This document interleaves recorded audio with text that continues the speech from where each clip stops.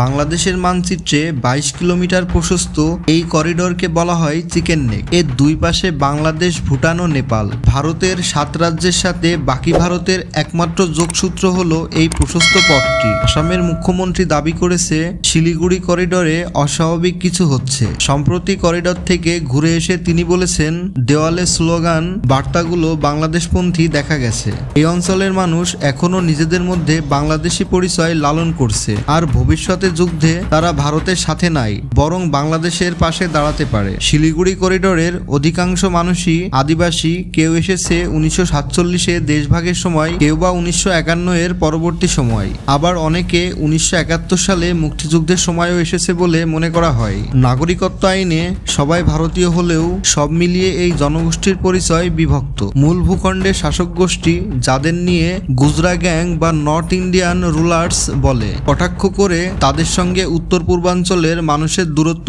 সুস্পষ্ট। বিশ্লেষকদের মতে ভারতের জন্য আসল বিপদ হলো চীন। ভৌগোলিকভাবে শিলিগুড়ি করিডোর সিকিম ভুটানের নিচে, তার উপরে চীন।